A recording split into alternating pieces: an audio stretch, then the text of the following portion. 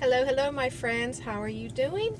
Thank you for watching today. My name is Angie at Accountable Living, and today I want to talk about burnout with your job and also company trips. So let's get right into it. Okay, like I said, I would like to talk about company trips a little bit, only because I just returned from our company offsite. If you've heard that term, it's being used now for mainly companies that are fully remote or hybrid for their employees. So every quarter or once a year, like my company just started doing, we're taking a trip together as a company. I was able to bring a guest with me, and we actually went over to Europe. First, we went to London, and then we got on a cruise and went to Norway. So it was an amazing experience. I will say that I was tired the entire time. I was there for 10 days and then 2 days worth of traveling, so 12 days altogether. And honestly, I was tired the entire time. I don't know if it was just because of the flight and the time change. I do think a lot of it had to do with my headspace, knowing I was going to be 2 weeks behind in work when I returned home, and that does put a lot of stress on you, constantly thinking about how behind you're going to be, even though we were required to bring a laptop and to, try to work some, and I did, but looking at the little, laptop screen, and then the Wi-Fi was in and out, so you could basically just do the bare minimum. And for me, I have to go in and out of a lot of programs, in and out of a lot of bank accounts, going from screen to screen, checking things, reconciling, going into the accounting software. So I wasn't able to do a whole lot. And so I was right. I got behind, and now I'm trying to make up for that. And it has caused me some stress and a little bit of burnout. I will say that London was very crowded and rainy and very expensive. We did go see the sights one day in the rain. I took a lot of pictures. It was very, very beautiful. A lot of history there. I'm going to do a photo dump on my Instagram if you would like to see any of my pictures from London or Norway. We also went to Richmond, England, which is where, Ted Lasso was based. So it was very beautiful there. It was still also very crowded. So if you're interested, like I said, I'm going to put my photos on my Instagram, Accountable Living Insta. And Norway was really, really beautiful. I love trees and flowers and landscape, and the landscape there was absolutely beautiful. I was able to relax a little bit once we were off the boat and walking around and seeing things, and it was very fun. And I know that I would never have done that if my company wasn't paying for it, just because it's so hard for me to try to save money, that much money, to try to go overseas to pay for a cruise and all the things that come with it. So I'm very grateful to my company for having done that for us.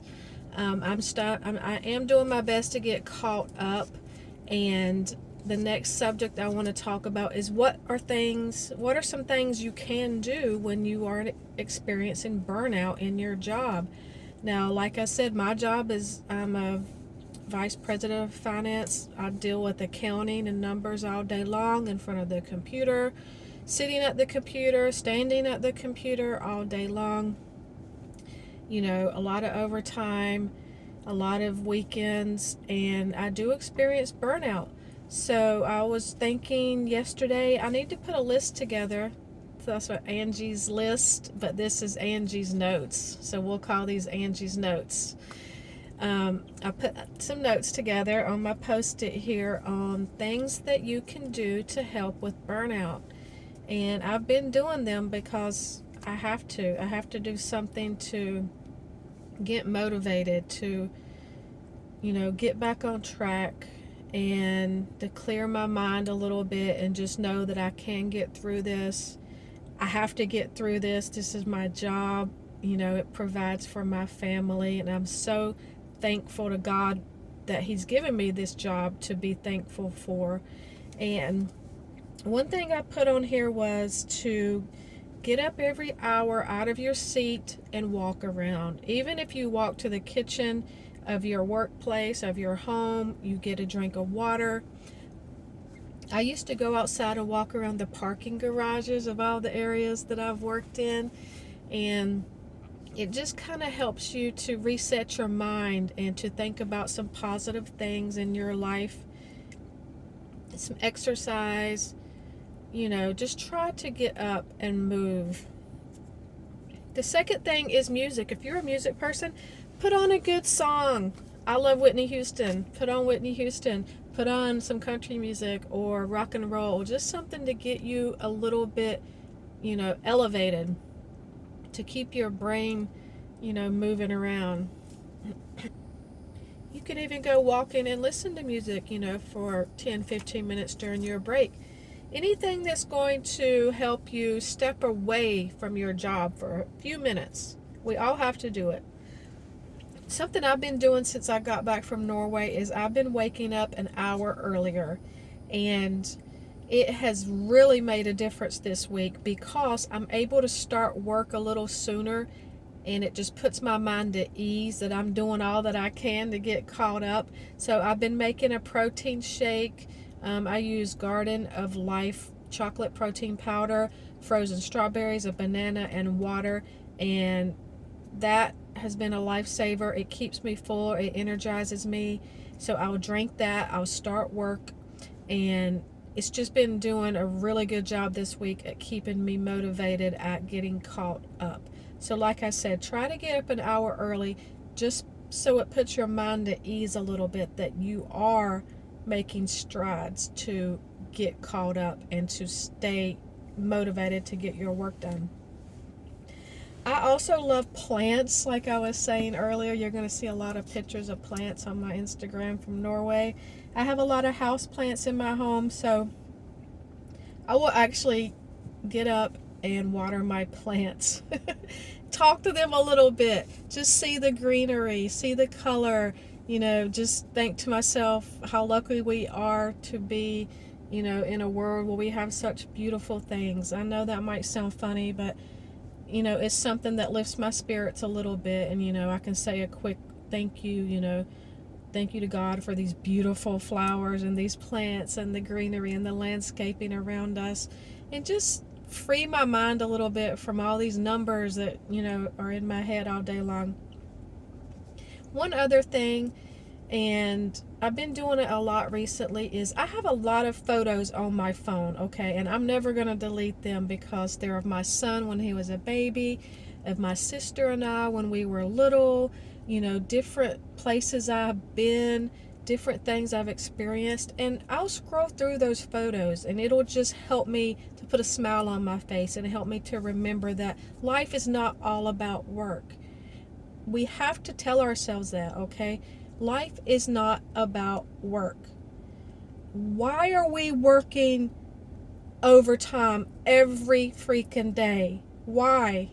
There's no sense in it. I've had to stop myself many a times from overworking because it'll be 7:30 and I'm like, why am I still working? Am I getting paid to work overtime?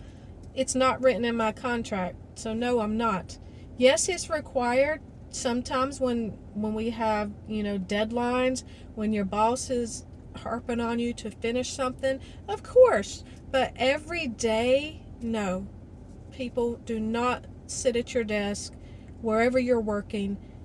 If you're finding yourself every single day working over, or even logging in on the weekends when you're not really required to, just stop doing it. Okay, your life is more important than work. You have friends, you have a family, you have things that you love to do outside of work. So let's just make a pact right here that we are only going to have to work overtime when it's necessary, and all the other days we're going to put our hours in, and then we're going to go on with our life. Working at home is very hard to do that. I understand, It was also hard to do it when I worked, at an office location, because I had a lot of staff accountants that would need my help or need me to review things, and they were getting things to me at, say, 4:30, in the afternoon, and they were due by the next day. So yes, I would have to stay and review them and get that stuff done. I understand that. So let's just try to remember that we have a life outside of work, okay? Some of us are studying for the CPA exam. Some of us are going to college still. So we have other things we have to focus on. If you're like me and you were working full-time, had a family, had kids, had commitments, and you were studying for the CPA exam, you have to set that time aside for your studying. You have to.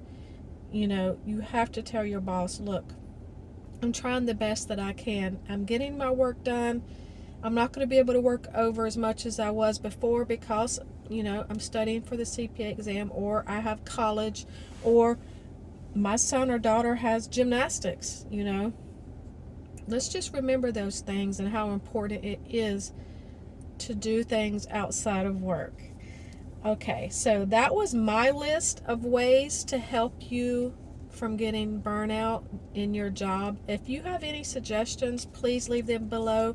Also, if your company has had an off-site event where they were, able to take you out of the country or to a different state, put that down below too, because I know a lot of companies are doing it now, and it is fun. It is fun. It's expensive, and you're going to get behind at work, but I just keep saying to myself, I'm so grateful I was able to do that.